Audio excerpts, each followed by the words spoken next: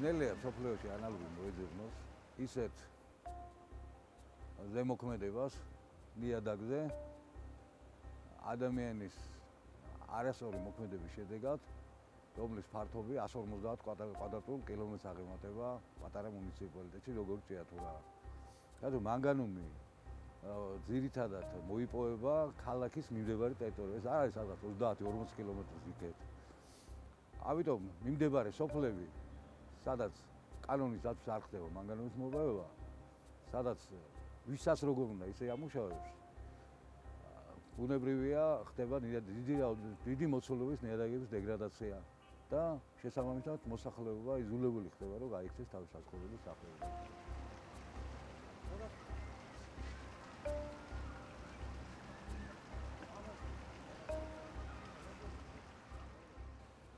ეს მდინარე ჩვენ არ გვაყენებს ხოლმე ზიანს.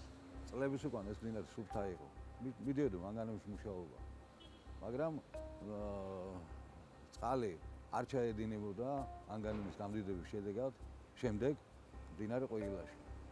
ეხლა ჩაედინება როგორც ხედავთ. დაბინძურებულია ჰაერი, დაბინძურებულია მდინარე ყვირილა,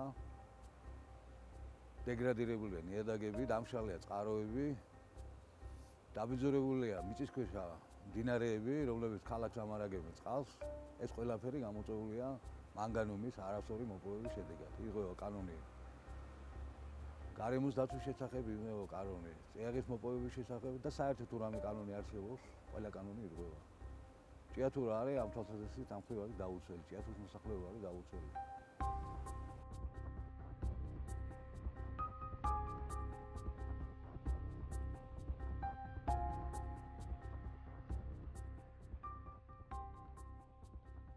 ფაქტიურად შემცირებულია სახნავს 1000, სოფლები ფაქტიურად აღარ არსებობს, ყველა ავადობებია ძალიან მაღალი, დამწერილება ძალიან მაღალი, საძოვრები არ არსებობს და შესაბამისად მოსახლეობა ფიქრობს, რომ რაც შეიძლება მალე წავიდეს აქედან. რაც შეეხება ჰაერის დაბინძურებას, რაც დრო გადის, მით უფრო მძიმდება, ვითარება. თუ მაგალითად 3, 4, 5 წლის უკან 3-ჯერ, 4-ჯერ იყო დაბინძურებული მანგანუმის ორჟანგით ჰაერი, რომელსაც ჩვენ სუნთქავთ, 2015 წელს უკვე ქალაქის ცენტრში 37-ჯერ არის დაბინძურებული. ეს არის კატასტროფა. რომელი ადამიანი გაჩერდება აქ, ვისაც საშუალება რო არ გაიქცეს. ეს არის ქაოსი, ფაქტობრივად 90-იან წლებიდან დაიწყო ჩვენს რეგიონში ქაოსი, ხოლო 2006 წელს მიიღო კანონის სახე, ასე ვთქვათ, მემორანდუმი გაფორმა ხელისუფლებასა და ჯორჯია მანგანის შორის, რომლის მიხედვითაც არანაირი გარემოს დაცვითი ვალდებულება ჯორჯია მანგანს არ ეკისრებოდა. გავიდა ეს 8 წელი და მე ვიტყოდი, რომ ვითარება არ შეცვლილა. მე ვიტყოდი, რომ ვითარება კიდევ უფრო დამძიმდა ამ მიმართულებით. გარემოს სამინისტრომ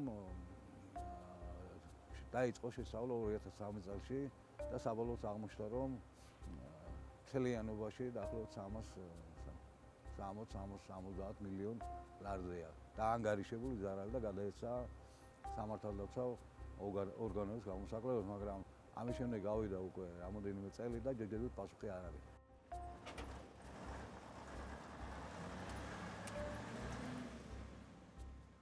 ჯორჯია მანგანიმ თავის კონტურებში შეუშვა ეგრეთ წოდებული კოოპერატორები.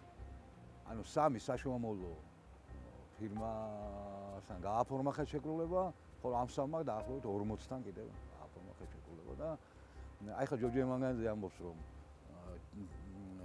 ჩვენ არ გვაქვს ვალდებულება იმ ტერიტორიების რეკულტივაციის, რომელსაც ისინი აფუჭებენ, ანუ მესამე მხარე აფუჭებს ის 40 კოოპერატივი, იმიტომ ამის ვალდებულება ჩვენ მხოლოდ საშუალოსთან გვაქვს დადებული ხელშეკრულება. არის სრული ქაოსი მანგანუმის მოპოვებაში და ვალდებულებებიც მათ ფაქტიურად არ აქვს. ჯორჯია მანგანიძე ამბობს, რომ ჩემი ვალდებულება არ არის, სახელმწიფო ამბობს, შენი ვალდებულება, იმიტომ რომ შენ ტერიტორიაზე შესული. თუმცა ეს არის დავის საგანი და ეს დავა რაც შეიძლება მალე უნდა დასრულდეს, რომ ამასოდეს ჩვენ არ დავზეანოთ მოქალაქეები, რომლებიც აქ ცხოვრობთ და ჩვენ ვითხოვთ ერთმანეთს. კანონის ფარგლებში მოიქცეს მანგანუმის წარმოება. ამიტომ გვინდა, რომ რაც შეიძლება მალე სახელმწიფო დაამყაროს ასე იგი ამ ქალაქში.